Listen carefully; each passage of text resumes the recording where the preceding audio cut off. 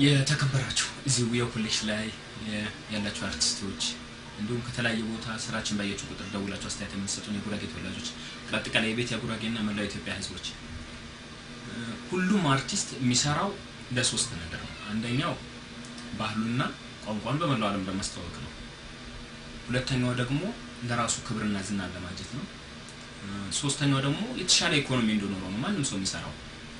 እናንተም እዚህ ዊዮ ኮሌክሽን ላይ ያላችሁ አርቲስቶች አቅማችሁ የሚችለውን ያህል ሰርታችኋል ማለት በዚህ ያበቃል ሳይሆን ከዚህ የተሻለ ነገር ትሰራላችሁ ለሚቀጥለው ይሄ ጅማሬያችሁ ነው። በዚህ ስራችሁ ላይ ደግሞ የተለያየ አስተያየት ሰው ሊሰጣችሁ ይችላል። ጥሩ ነው፣ ጥሩ አይደለም ወይ እንደዚህ ብታረገው ይሄ ቢሆን የሚባል ብዙ አስተያየት ሊሰጣችሁ ይችላል። የሚሰጣችሁን አስተያየት ተቀብላችሁ ጥሩን በጥሩ ጎን ማየት አይ ይሄን ይቀርሃል የተባለውን ደግሞ እነሱ ለማስተካከል ጥረት ማድረግ ነው። ሌላው ደግሞ ምንድነው ሁሉ ጊዜም የሆነ ስራ ስትሰሩ አንደኛ ለብር አይደለም መጀመሪያ መስራት ያለባችሁ።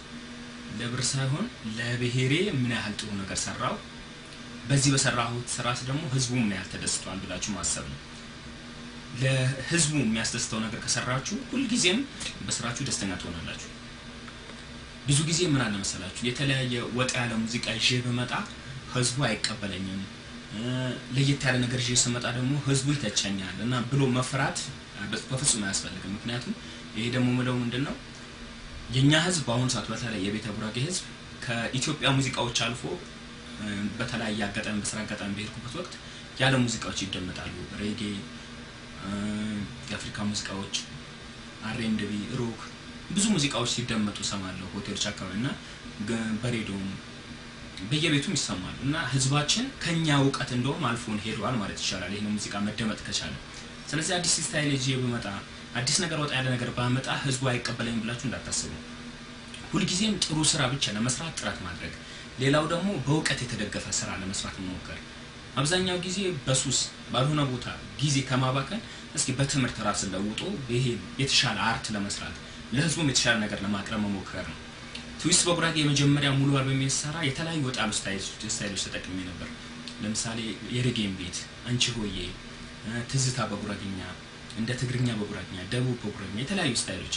ከዛም ደግሞ የተላላቀ አርቲስቶች በተለይ ከመወደውና ከማከብረው የወቢ አብዱራህማን፣ የከበዳ ጃሙ ስራዎችን ሞክሬያለሁ ማለት አቅሜ በቻለው። የመጀመሪያ ሲጀምረው ከተለያዩ አርቲስቶች የተሰጠኝ ጥሩ ያልሆኑ ነገሮች ነበሩ። ብዙ ጊዜ ምንድነው ይሄን ባትሰራው ይሄን ስራ ከሰራው ህዝቡ አይቀበልህም የሚል ነገር ብዙ አስተያየቶች መጡ። ሙዚቃ ቤቶችም ላይ በጉራጌኛ በማሳተም የሚታወቁ ሙዚቃ ቤቶች ራሳቸው ሊያሳትሙኝ ፈቃደኛ ነበሩ። ለምን ወጣ ያለ ነገር ነው ይሄ ስራ ህዝቡ አይቀበለውም ብለው ነበር። ግን እንዳጋጣሚ ሆኖ ህዝቡ እኔ ካሰብኩት በላይ ስራ ወዶታል። ከዛ እንደውም በፊት ሲተቹኝ የነበሩ አርቲስቶች ወደ እኔ ራሴ ተመርለሰው አሁን በ2004 የታተሙ አልበሞች ብዙዎችን ከሰማዎቻቸው ትዝታ ተሰርቷል፣ ሙሽሪት ሙሽራይ የሚለው ራስ ወደ ጉራጌኛ ተሰርቷል። ለውጥ እየመጣ ነው። በአሁን ሰዓት እንደውም ሰማቸው ናያዊዊ በሮሽኩር ሌሎችም ስራዎች እጅግ አስደሳች ሆነዋል እና አቅሜ በቻለው መሞከሬ ለኔ ብቻ ወይ ከኔ በታች ለሚመጡ አርቲስቶች ብቻ ሳይሆን ከዚህ በፊትም ላይ የነበሩት ወደ 4-5 ካሴት ያወጡ አርቲስቶች ራሱ የኔን መንገድ መከተል ጀምረዋል። ያኔ ደግሞ ያ መሆኑ ደግሞ ለኔ ምንድነው ክብርና ኩራት ሰጥቶኛልና ጥሩ ነገር ሰርቻለሁ ለካ የሚል ነገር እንዳስብ አድርጎኛል። ሁሌም ግን ህዝባችን ጥሩ ነገር እንስራ። ጥሩ ነገር ከሰራን ሁሌም እንደሚቀበለን በእርግጠኝነት መተማመን ትችላላችሁ።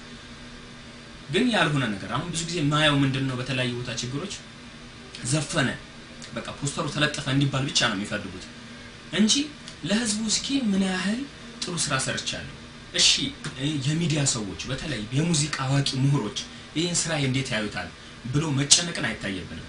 ያ ደግሞ ምንድነው እንደዚህ ያለ ማድረጋችን ማለት ህዝቡን ወይ መናቅ ነው፣ የቤተ ጉራጌን ህዝብ መናቅ ወይ ደግሞ በቃ እኔ ዘፋኝ ነኝ ብሎ ያልሆነ ኮንፊደንስ ውስጥ መግባት ነው።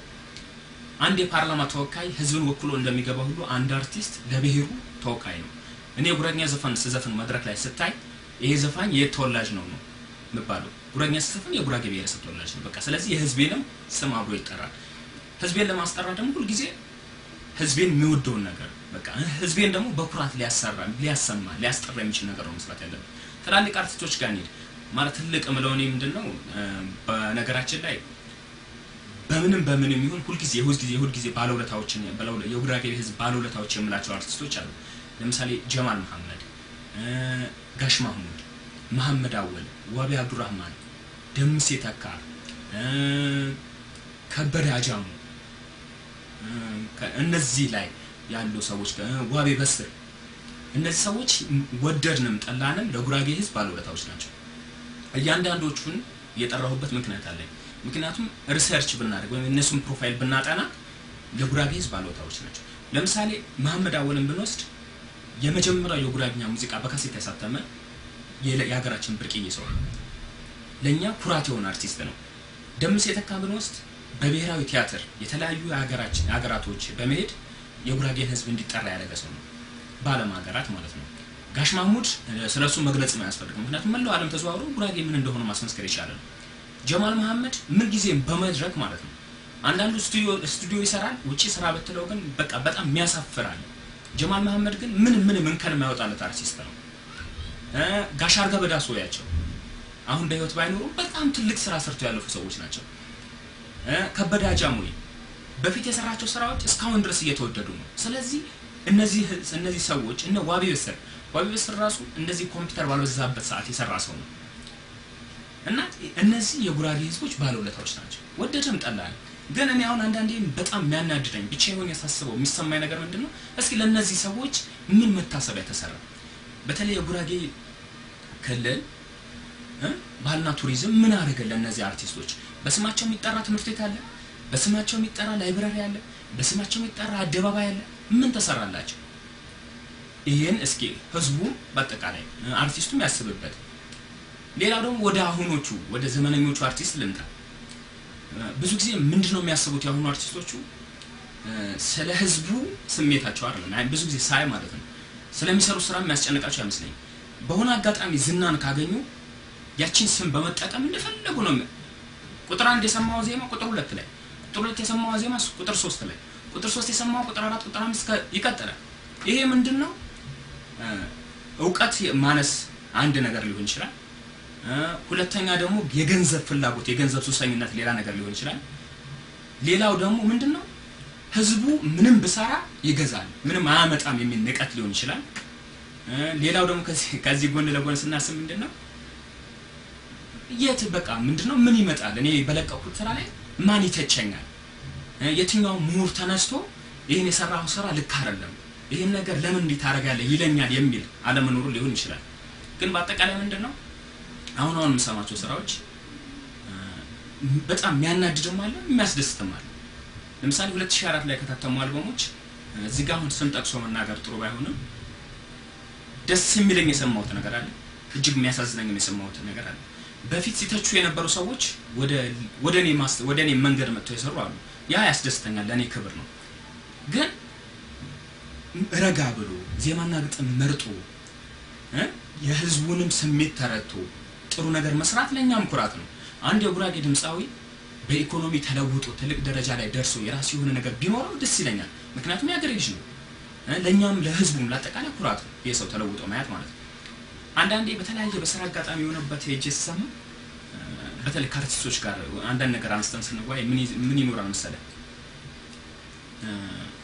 የኛ ህዝብ ኮፒ ይገዛል ኦሪጂናል እያንዳንዱ ህዝብ ኦሪጂናል ቢገዛ የት በደረሰ ነው ኦሪጂናል ቢገዛ ሁሉም የጉራጌ ህዝብ ከብዛቱ አንፃር ኦሪጂናል ቢገዛ የጉራጌኛ አርቲስት ትልቅ ቢሊየነር መሆን ይችላል ይባላል እና እኔ በራሴ ማይመስለኝ ምንድነው እስኪ ህዝቡ ይሄ ይግዛ ኦሪጂናል ይግዛ እያንዳንዱ ህዝብ ካሴት ይግዛ እኛን ያበረታታ የሚለው ነገር ካሰብን እኛ ለህዝቡ ደግሞ አርቲስቶቹ ምን አረግ ህዝቡ እንዲገዛ ህዝቡ እንዲወደን ህዝቡ እንዲያከብረን ምን አረግንለት ለህዝቡ ብለን እስኪ እናስብ ለምሳሌ የመላው የኢትዮጵያ ህዝብ ማለት ነው የጉራጌ እድገት የኔም እድገት ነው የጉራጌ ችግር የኔም ችግር ነው ብሎ በጉራጌ ልማትና ቴሌቶን ትልቅ አስተዋጽኦ አድርጓል የመላው የኢትዮጵያ ህዝብ ማለት ይችላል የጉራጌኛ አርቲስቶች የዛኔ ሚናቸው ምን ነበር ለምሳሌ ተጀምሮ እስኪያልቅ የጉራጌ ልማት የኔም ልማት የጉራጌ ችግር የኔም ችግር ነው ያገሬ እድገት በተለይ የኔ እድገት ነው ብሎ ምንም ክፍያ ሳይጠይቅ ምንም ሳይከፈለው የተሰራ በቃ መድረክ የሰራ ወይም ደግሞ ቴሌቶን የሰራ አርቲስት ካለ እጅግ በጣም አከብረዋለሁ ወደዋለሁ ግን በአብዛኛው ሳይነበረው በልማትና ቴሌቶን ጊዜ የሚገርማችሁ እንደው ንግድ ነበር እኔ እና አክል ካልተከፈለኝ አልዘፍንም የኔ ባንድ ካልተያዘ አልሰራ እንደዚህ አይነት ነገር ነበር ይሄ ደግሞ ምንድነው እጅግ አሳፋሪ ነው ህዝቡ ሲጋ ኦሪጂናል ግዛ አበረታታን ምንለው ከሆነ እኛ ለህዝቡ ያደረግነው ነገር ምንድነው?